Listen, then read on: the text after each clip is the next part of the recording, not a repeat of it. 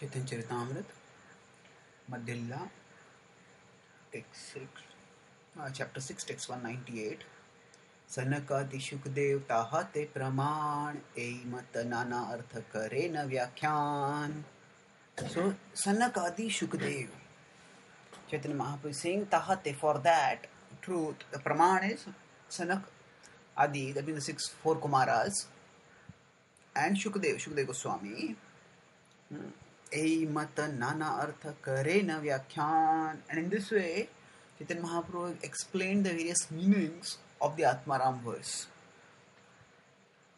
So, the puzzle that is to be resolved is, why are those who are not attracted to anything, who are detached from everything, attracted to the Supreme Lord?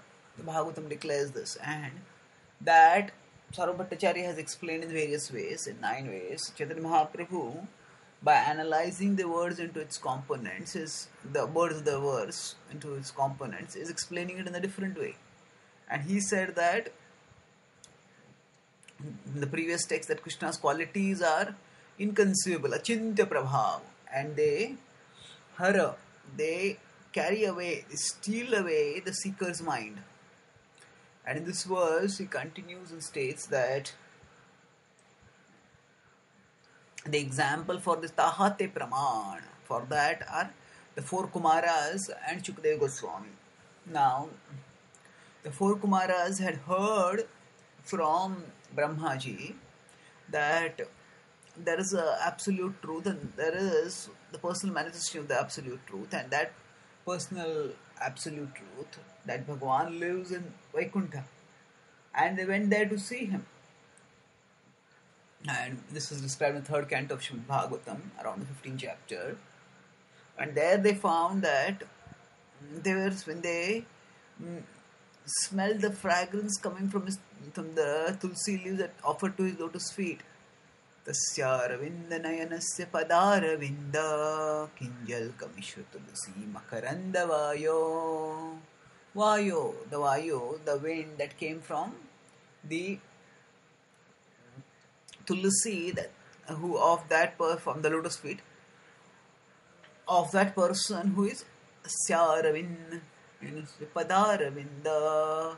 So one who has lotus feet, that lotus-eyed one, from there, his lotus feet, when the tulsi came, that tulsi entered, the fragrance of the tulsi entered into their nostrils. And Sankshobham Aksharajusham Apchitta Tanvo. Sankshobham, with agitation, Aksharajusham, their consciousness was fixed on the impersonal conception of the absolute truth, and that their consciousness was so purified and exalted that it was free from all worldly agitations. And yet, by perceiving the Lord, they became agitated. And what was the nature of that agitation? It was transcendental. And there, from the conception of non-dual absolute truth, they moved on to a personal conception, and they became devotees. Itham bhuta guno harihi. Such are the wonderful qualities of Lord Hari. This is demonstrated. Tahate praman. That is the praman for how even those who are Atma Ramascha Munayo, those who are liberated, like the Kumaras, even they are attracted to the wonderfully, mystically, inconceivably attractive qualities of the Supreme Lord. And similarly, there's the example of Shukadeva Goswami, who was so utterly detached that even when his father, that he didn't even want to come out of his mother's womb. He knew that the world is a place of illusion and entanglement, and although there is misery, the promise of pleasure in this world makes one dulled and makes one lower one's guard, and then one pursues pleasure and thus becomes more entangled and gets greater misery. In the mother's womb, there is no illusion of pleasure, there is no allurement by pleasure, and therefore the person, by experiencing misery, just focuses can, if the person is sufficiently spiritually awakened, is turned towards taking shelter of the Lord. But that is not very easy to do. In the case, not what to speak of not easy, that's almost impossible to do. in the case of those who do not have a personal conception, for them to recognize that there is some higher truth is very difficult. So Shukadeva Goswami was utterly detached, and for most people to come to that level of detachment is itself difficult. But one who has come to that level of detachment, where he had no attraction to his father, no attraction to even undressed women who were bathing in a lake. There's another story about how some sweet was put on his tongue, and despite some sugar being put on his tongue didn't even water. So this level of detachment is almost impossible to have, and Shukadeva Goswami had that. And yet, after he left his father and went to the forest, then in the forest he heard sweet Bhagavatam being sung, and it was a woodcutter singing. He was captivated and he asked, "What is this you're singing? Where did you get it from?"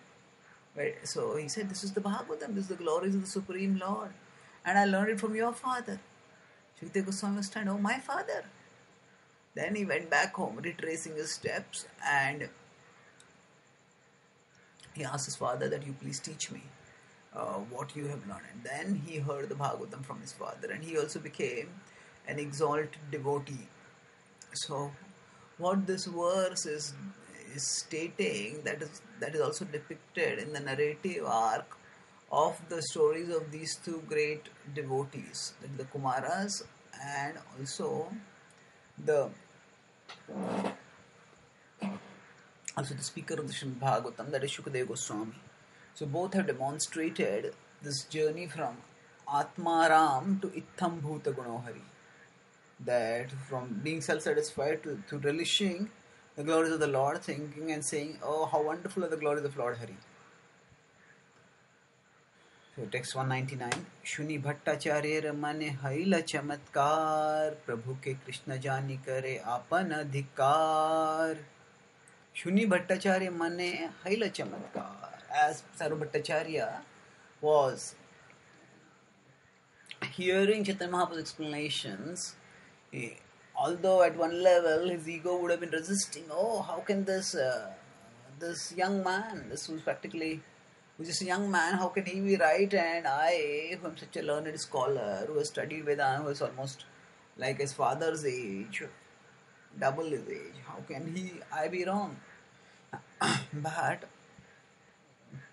he also had a strong head, and with his intelligence he could appreciate the coherence of Chaitanya Mahaprabhu's explanations. And as Chaitanya Mahaprabhu's explanations went on and on, he could see one by one the foundations of his cherished epitaph, of his cherished edifice of the philosophy of impersonalism, non-dualism, that was getting toppled and even uprooted.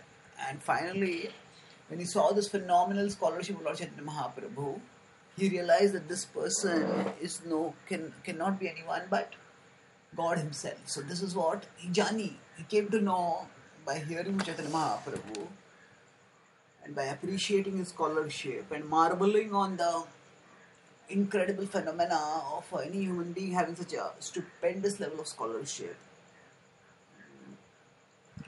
He is already a cultured person, and that he even knew about the various levels of love of God, and that's how he was able to identify Chaitanya Mahaprabhu was not just a vagabond who had fallen in Jagannath's temple, but is a great saint at a very exalted level of love of Krishna, who had fallen in a faint on seeing his beloved Lord. So Chaitanya Mahaprabhu, Sarvabhauma understood this.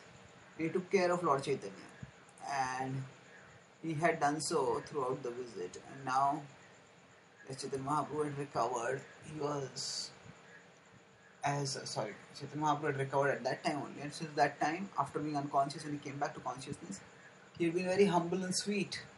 But now, when he exhibited his phenomenal scholarship, he was still humble and sweet, but it was very endearing to see that very inspiring, very revealing, very sensationally stunning for Sarvabhauma Bhattacharya, that it was a chamatkar. Oh, the light started going on in his consciousness, not just in terms of understanding the actual import of Vedanta, but also in terms of understanding the actual identity of Chaitanya Mahaprabhu.